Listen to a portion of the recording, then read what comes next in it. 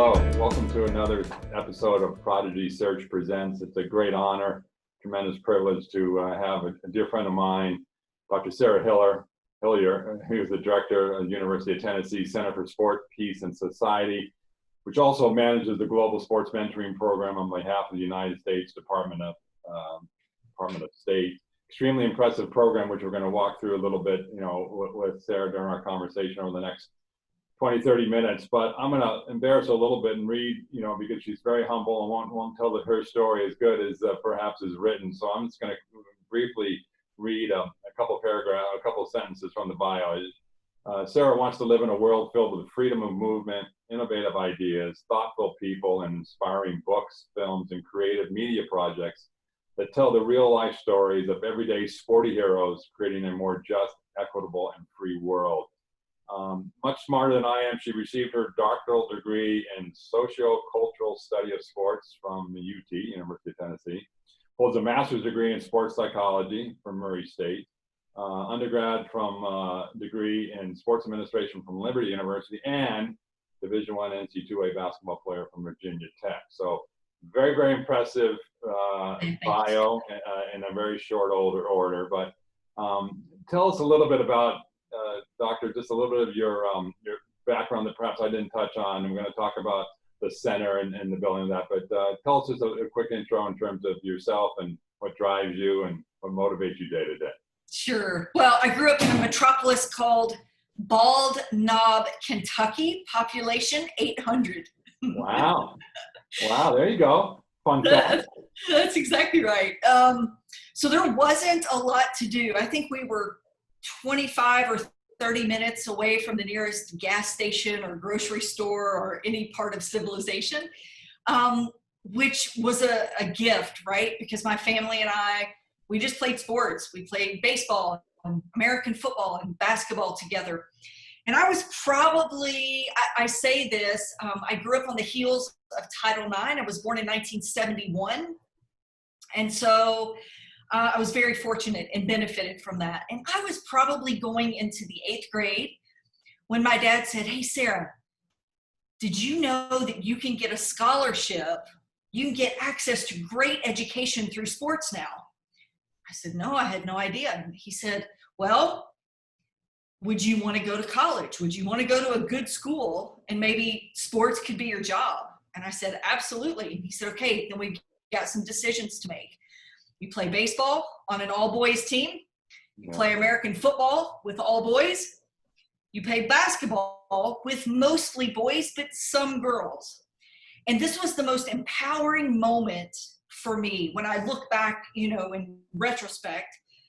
My dad gave me the choice. He said, "If you want to do it, you're going to have to make it like your job. But you're going to need to pick and focus on one. You can play all of them, but you really need to focus on one. Which one do you want to play?" And so I had the power to choose, and he was supportive. Luckily, I had the wits about me to pick basketball. I don't think I would have made it far in baseball or American football in the 70s. Never know.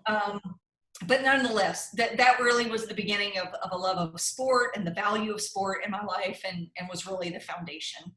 Well, good for you, and went on to, in fact, I had that discussion just earlier today about somebody and talking about diversity, inclusion, and trying to keep that in the core of what we do, and letting individuals know across all aspects that there's a career in sport beyond playing, right? And there's thousands and thousands and millions of women and men and young boys and girls who want to play professionally, but 1% or so will make it to the very highest level. And so the other 99%, there's a great career in sport. And absolutely. To your point. And, making everybody continue to be aware of the outgrowth of where sport provides them that opportunity. Absolutely. So tell us about, the Center for Sport, Peace, and Society. You've got an impressive background and a bio leading into that, but launched, you got your doctorate from the University of Tennessee. Did you launch the program in 2012? The center in 2012, is that right? The That's date? exactly right. Tell us a little bit about it, because I think it's under promoted, because that's your modesty. It's an impressive program, and we'll talk about that and the Global Sports Mentoring Program. But talk a little bit about the formation launching it in 2012, and a little bit about, the purpose and what the center does. Sure. It will require a little background, but I think your audience, many people can relate. And if there are any parents who are watching this, who have a son or a daughter that's an athlete, I particularly want to share the background and how the center happened, because launching in 2012, the story of it goes back all the way to 1993, if you don't mind. So as you mentioned, I played basketball at Virginia Tech. I ended up transferring to Liberty and finishing there. And the reason I transferred is because I had a psychotic basketball coach who used particularly for me, used my weight, how much I weighed, as a psychological controlling mechanism. And I get the value of weighing in and your BMI and all of that in sports. But let me tell you, she took this in a direction that was really, really abusive. 5 o'clock every morning, I would get a call from the trainer to come and weigh in. Wow. But the kicker was, they never told me how much I needed to weigh every day. And the number changed every day. So if I didn't make weight at 5 in the morning, I could come back at 3 in the afternoon before our afternoon practice or pregame meal. And if I made weight at 3, then I could dress out or play or practice. So you can imagine, as a student athlete, my education, a free access to education, I wanted to compete, and I didn't want to let my parents down.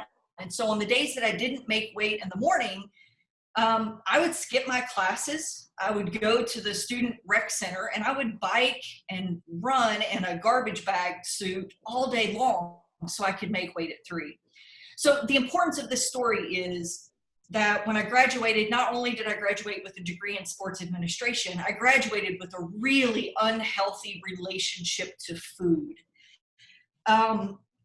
So much so that when I walked across the stage and got my diploma from, at the time, was Jerry Falwell, I didn't go sit back down with my classmates. I walked straight up the stadium stairs, got in my parents' car, and we drove 8 hours home to Kentucky. And I told my parents that day, I will never, ever, ever have anything to do with sports again the rest of my life. Really?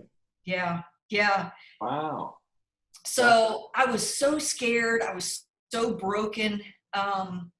So my parents were loving and kindly and gently reminded me that sounds good in theory, but I do have a degree in sports administration. It might come back around.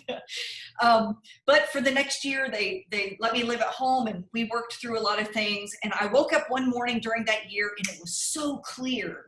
And I hadn't had clarity of thought in a long time. It was, a very sickly thinking. And the thought was, wait a minute, Sarah, sport didn't do this to you. Basketball didn't do this to you. It's what someone in a position of power did. And if she had the power to take away your confidence and your identity as an athlete and your joy and love of sport, Sarah, you have the power to give that to people. So what are you doing? Get up and give it to people. And so that was the start. So at that point, I started a nonprofit called Sport for Peace. And the idea was to use sport as a tool to promote inner peace, understanding that our identity is not in what we do. Our identity is in something much higher, a much higher calling. So as an athlete, that's not my identity. That's just what I do. And so Sport for Peace was inner peace, but then also I wanted to engage student athletes and get them outside our bubbles of competitive sport, especially at the NCAA Division I level, and travel the world and find out all the things we have in common with women around the world who are also athletes. And so I did that for 15 years, funded by lemonade stands, bake sales, and car washes. So that was actually the impetus for the center. And the reason is, work was opening up with partners in Iran, Iraq, Saudi Arabia, Tunisia, Morocco, Israel, Palestine, places where women weren't really engaging with other women and of all things sports. And so eventually I couldn't fund the scale of what was happening. I couldn't sell enough brownies and wash enough cars. And I thought, how in the world am I going to get more money? I guess I'm going to have to go back to school and learn how to do research and how to write a grant. So at that point, I had already had my master's in sports psychology, and I thought, well, there's only one level left, and that's a PhD. And it terrified me because I'm not an academic. I'm a coach, I'm a communicator, I'm not a researcher. And there were two programs that had sports sociology. One was at Ball State in Indiana. The other was at the University of Tennessee. Obviously, with Pat Summitt being here, I chose the University of Tennessee. So I was 36 years old when I came back to get my PhD, all with the intent of learning how to write a grant. Really? So when I was here, I was in a research seminar and had every intention of going back to Sport for Peace, when during the research seminar, I thought, or I could stay in higher education and begin to change the way we approach all sport-based curriculum, whether you're studying kinesiology or sports psych or sport management, so that sport and social good, sport and social impact is not just one chapter in a 4-year degree or one lesson in a PhD program, but it becomes the heart and soul of what we do and why we do sport. Yes, it can be used for business, and there's nothing wrong with that. But why can't those businesses be infused with the good things that sport can do for the world? That was the moment in the research seminar that I wrote a proposal for a center at the University of Tennessee to begin to do this in higher education. That's part of your and that was doctorate. the birth of the center. So that was your research and part of your doctorate that was going to launch the center.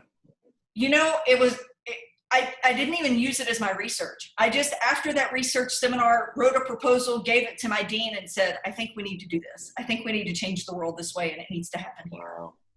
Wow. That's powerful. So 2012, 8 years later, you've had some tremendous growth in what you've done and your impact, and we could go on forever because there's some massive projects you've done around the globe. You talked about the Middle East and Jordan and Israel, and you know, I know there's a documentary out that I think was part of called Pat, A Legacy of Love, and I know that I think you originally filmed that over in, was it Iran or Iraq? Northern Iraq. Okay. And if anybody has not seen it, I encourage them to find it. I assume it's perhaps on a streaming basis, Dr. Sarah. But again, it's Pat, A Legacy of Love, and it's tremendous. And I've had the pleasure of seeing the documentary at a prior time at University of Tennessee. But so over 8 years, and you've done a lot, and we could spend a lot of time on that. But we were able, and I was most fortunate to meet you at an espnW summit, I want to say 4 or so years ago, when as part of the CSPS, you manage and implement the Global Sports Mentoring Program on behalf of the U.S. Department of State. And that's where you were there with your group of 18 to 20 extremely impressive women from around the globe. Talk a little bit about it, because that's one that, and again, it's not about me, it just moved me. And again, I'm not trying to be overly I don't know, gratuitous. It just moved me to what the program is. And I'd love you to talk a little bit about it, because I think it's under promoted, and not in a negative way, just I think it deserves a lot more exposure. And I'd love you just to kind of take us through the management of that. That too's been for 8 years, I think, 7 or 8 years. It has. In fact, we were awarded a cooperative agreement grant with the State Department 5 days after we became a center at the university. Really? Yes. I guess you did a good job of writing your grant. I learned how. Yeah. That's right. 3 years of doctoral work and a year of a dissertation paid off in big ways. I couldn't be more grateful. So as we were launching the center, then Secretary of State Hilary Clinton and the State Department Sports Diplomacy Division put out a call for proposals. And at the time, the name of the proposal, or the name of the grant, was Empowering Women and Girls Through Sports. And there's a backstory to that, and I won't get into it, but let's just say that that I believe in divine appointments. And so I believe that things happen for a reason. And so when that call for proposals came out, we weren't even officially recognized as a center at the university. And certainly no one in the country knew of us because we didn't exist yet. So we filled out the application, and I don't know what other grant applications look like. We submitted a dissertation. We submitted 160 pages of full-on curriculum and monitoring evaluation and every detailed plan, and essentially presented something based on the 15 years of international work that I had been doing in partnership with many great organizations. And so it was funny because when we submitted the application, there's that waiting period where the State Department and their panels are reviewing it. And every day we would come into the office and we would say, do you think we got it? And one day it would be, no way we got it. I mean, we're nobodies. No one knows of the work that we've done. I mean, there's no way we're competing against big, well-established, amazing organizations. And then the next day we'd come in and we'd say, do you think we got it? And I'd say, heck yeah, we got it. There's nobody out there that cares more about this issue than we do. It wasn't, there's nobody out there better than us. It was, there's no one out there that cares more than we do. Let me give this as an example too, as a listen for your audience, because I think it speaks to the power of teamwork and what we talk a lot about in sport and in business, and especially in the grant world, this idea of collaboration and partnerships. And I think we talk a big game in this area of yeah, we should work together. But when push comes to shove, the resources are so few and so limited that I have found only a couple organizations who are actually willing to say, yes, let's go in this together. And so let me give you this example. Because we weren't established yet, we reached out to several other women's-based organizations that are working in the sport world. And in reaching out, I was asking them for a letter of support for our grant application. And most, I would say, politely declined and said, oh, we'd love to support you, but we're also applying for that grant. Oh, really? And I said, oh, that's great. That's fantastic. I'm so glad to hear that. You all do amazing work. Could I write a letter of support for you? And would you in turn write a letter of support for us? Every single organization said no. And so when they said no, I would say, explain this to me. Because what you care about is empowering women and girls through sports. And what I care about is empowering women and girls through sports. And one of us is going to win this.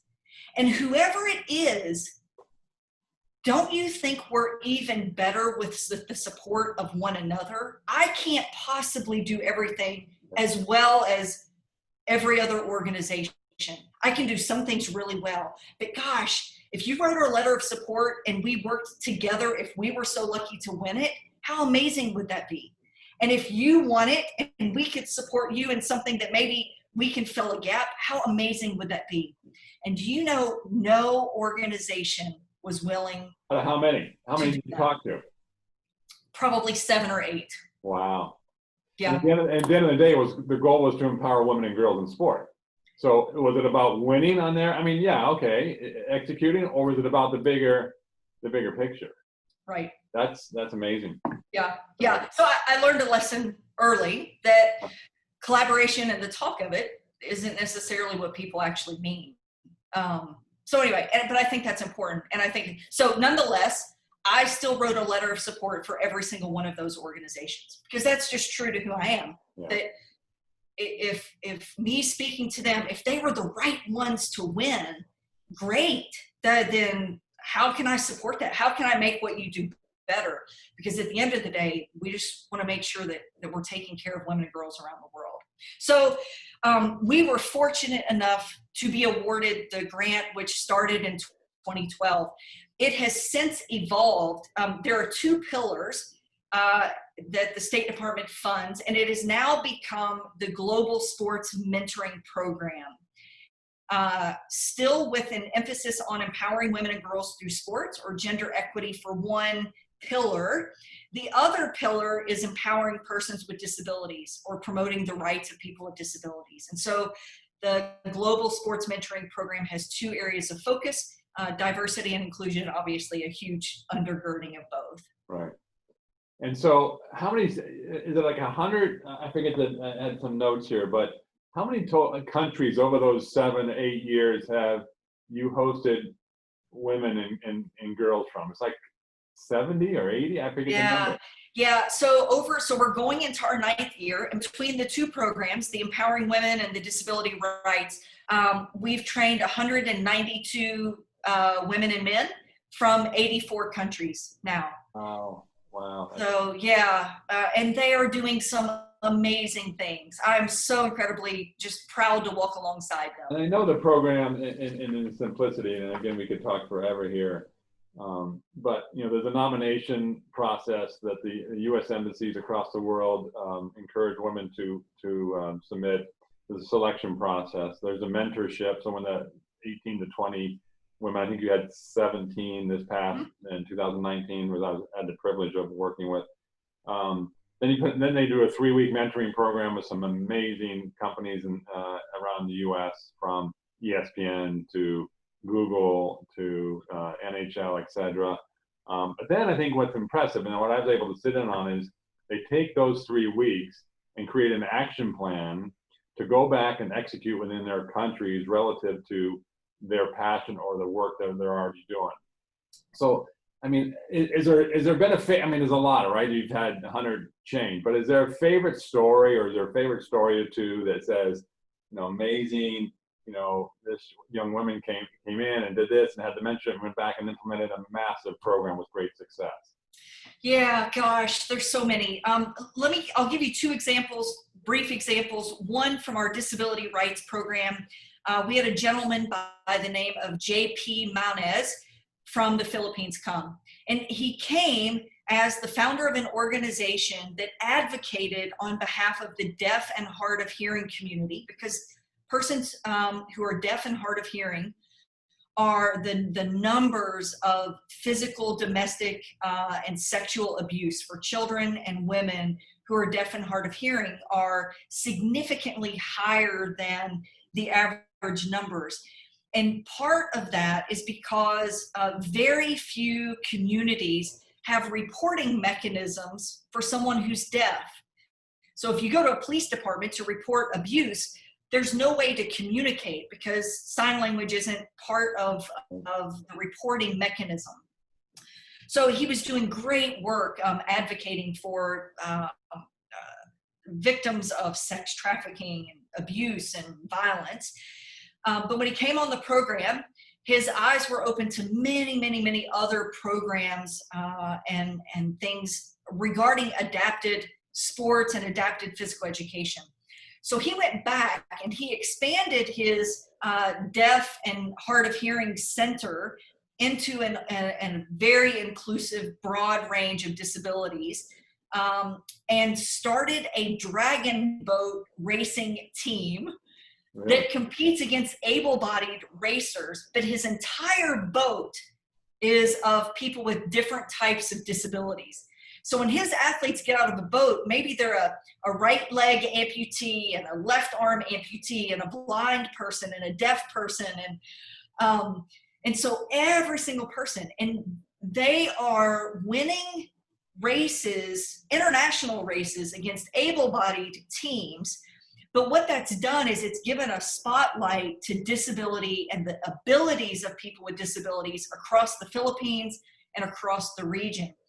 Then he's taken it one step further because he thought, how am I going to continue to fund this? So they've opened up a Dubby's Burger Shop. And people with disabilities are making these amazing, delicious, 4 stacked cheeseburgers and everything. They're delivering them. They can take orders in sign language. And so now they have a social enterprise where they are self-sustaining their dragon boat racing. And so they've had lots of international press, which has really given just a lot of positive attention to the movement. Powerful. Yeah, yeah. With our women's empowerment program, let me think about this, because let me give the example of Aline Silva from Brazil. So Aline she was raised by a single mom in a rough neighborhood in Rio, and her mom worked 2 or 3 jobs to support her and her sister. And one day her mom came home from work and couldn't find Aline anywhere. So she was calling for Aline, and Aline was 13 or 14 years old at the time, called her neighbors and said, "Hey, have you all seen Aline?" And they said, "No, but we'll go look for her." So they went out on the street and they found Aline laying down, face down in the middle of the street. And she had passed out from an alcoholic coma at 13. She was running the streets. She didn't have anywhere to go after school, no supervision, was hanging out with kids older than her. So her mom took her to the hospital. Luckily, the doctors saved her, but they berated the mother for being a horrible mother. And the mom said, "If you will help me put food on the table, I would be happy to stay home with my daughter, but I don't have the ability to do that." So she moved schools. She put Aline into a different school that had an after-school program in judo. And she excelled at judo. She was amazing. And she caught the attention of a wrestling coach. And this wrestling coach said, "Hey, have you ever thought about wrestling?" And she said, "No, I haven't thought about wrestling. I'm a girl. Of course not." And he said, "No, you could be a great wrestler." Today, Aline is Brazil's only silver medalist in the Olympics for wrestling for her country. Wow. So it took her on this path. So I was there, Dr. Ash and I were there in maybe 2016, giving a workshop to some of our alums at the time. And Aline came to the workshop as an athlete. She didn't speak any English at all. So she came up to us afterwards and she said, "How can I get involved in the Global Sports Mentoring Program through an interpreter?" And we said, "Oh, it'd be amazing if you could join us. But Aline, one of the requirements is you have to have a pretty strong command of the English language, because all of the mentoring and everything happens in English." And she said, "I won't always be a competitive athlete. I won't always have the opportunity to represent my country at the Olympics. But what I will always have is this platform and this legacy to make sure that every other young girl in Brazil doesn't have to grow up like I did, and that she also can see the power of sport." And she said, "Is there anything else that I need to be able to be a part of this program?" And we said, "No, you just need to learn English." And she said, "That's easy. I'll do it." And she didn't speak any English. I mean, none. So 2 years later, I'm reviewing, I don't know, 75 or 80 applications from all over the world. And I see this name, Aline Silva. And to be honest, I never thought I'd see her again. And I thought, wait a minute, that's Aline from Brazil. So I read the application and I couldn't wait to get on a Skype interview with her to see. But in the back of my mind, I was almost already disappointed for her, not thinking she could have a good enough command to really excel. When we talked, her English was impeccable. She taught herself through Duolingo English just to participate in the GSMP while she was training for the Rio Olympic Games. Wow. So in 2016, she competed in the Olympics. 2017, she was on the Global Sports Mentoring Program. She's gone back and she has launched a wrestling academy for girls to empower young girls in her old community. And she teaches every single one of them English, knowing that knowing English will open up doors for young girls like her. You know, Doctor, that's so touching. I mean, that's 2 stories. But that story alone is from a 13-year-old girl passed out from an alcohol poisoning to that is just the website, and that even doesn't do its own justice. But where can people go read more about the program? How can people get more involved? You know, I've been touching and just barely doing a little bit because I'm just moved by it, but I know I could do more. Where can people read more about it and more importantly, help get involved? Well, thank you so much. And don't dismiss your contributions. You have come and taught workshops for us and for the ladies, and have been a tremendous blessing in serving on our board of advisors. You've just been an invaluable addition. So thank you for, I'll never forget meeting you at the summit and talk about humility. You were so humble. And so it has been wonderful to get to know you and to work alongside you. Thank you. But it's my honor. It's my privilege. Well, you're welcome. Okay, so to learn more about the Global Sports Mentoring Program, it is globalsportsmentoringprogram.org. Okay. And you can see everything about, and Alini's story and JP's story literally are one of the 196. Every one of them have amazing stories and are doing amazing things.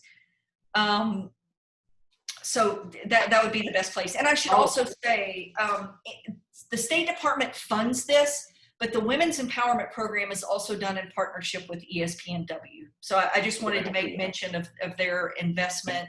And their financial as well as human resource investment? So ESPNW's role is not a financial investment. Their role is to identify the mentor organizations. And so theirs is really a networking and connecting and identifying organizations that will serve as mentors. That's great. How will this horrible global pandemic affect 2020? And I'm sure it already has in terms of bringing people over. I suspect bringing these women leaders over in October, which is generally the timeline, has probably been, I suspect, postponed or canceled. Yeah. What's the update as it relates to COVID and the impact of the program? Yeah, so both of our programs, so the disability program that typically happens in the spring was canceled, and then the fall program for empowering women will be canceled. I choose to see this as an incredible opportunity and blessing for us to do some creative projects for and with our GSMP family around the world. And so you may be leading to one of them. One of the projects that we've actually had time to bring to life is a mapping project of disability rights, laws, and policies around the world. Which I hate to say, it would be a different website, but I'm happy to share that, because those that are working in the disability sport space, or even want to create more inclusive PE programs or sports programs in your local community, and that website is sportandpeace.org. Sportandpeace.org.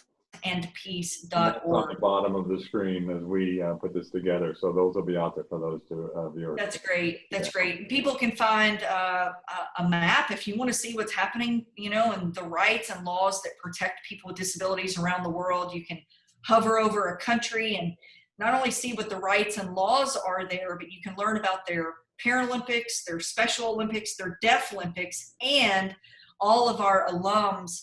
It pops up with a little bio about the ways that they're advancing the rights of people with disabilities in their community. So although the Sport for Community program in the spring was canceled, it allowed us to bring this to life, which will be a tremendous resource to our alums around the world that are really fighting on the front lines of the rights of people with disabilities. That project, and was fortunate to sit on your board of advisors and others that were on a call, I think a month or 3 or 4 weeks ago, relative to the anniversary, I think, of the ADA Act 30 years ago. And I think that was kind of your platform perhaps to launch it, but encourage everybody to go to the website, look at the tremendous work you've done on that and the impact on global. And I'm going to take that as an opportunity to read a paragraph that struck me, Dr. Sarah, from a letter that you had put on your website. And there's a paragraph here and talks about the implication, how you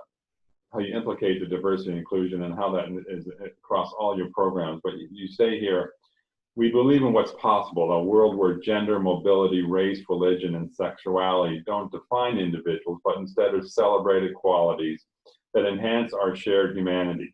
In a society that often feels confined to our differences, we work diligently to create a more peaceful, equitable, and inclusive world through sport.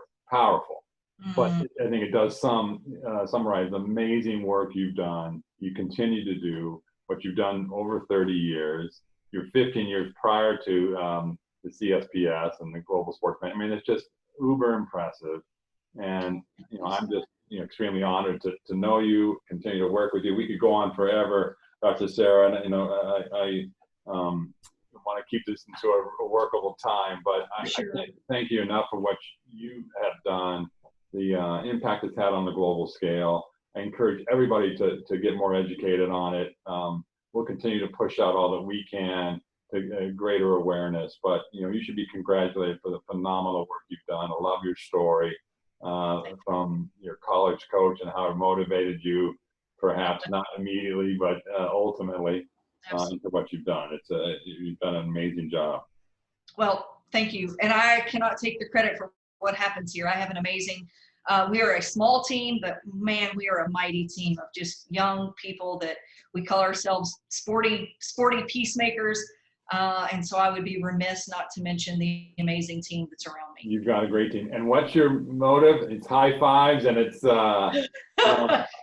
flex it up. We're strong people making a better world, and it's all about the high fives. Everybody needs a high five in life.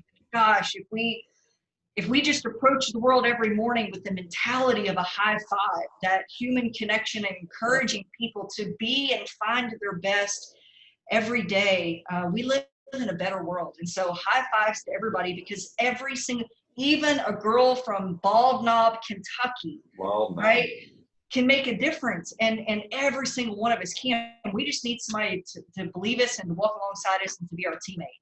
Well, there isn't a meeting I haven't gone in with you, or a session I haven't gone in with you, or fortunate to have a training with where you don't high five, everybody stops and high fives, or takes a picture with your massive strength, where you don't end an email with high fives or whatever the case may be. So congratulations. Last question for you. Is there a plaque in your hometown acknowledging you? A town of 800, you've got to be the esteemed resident from Bald Knob, Kentucky. I don't think so.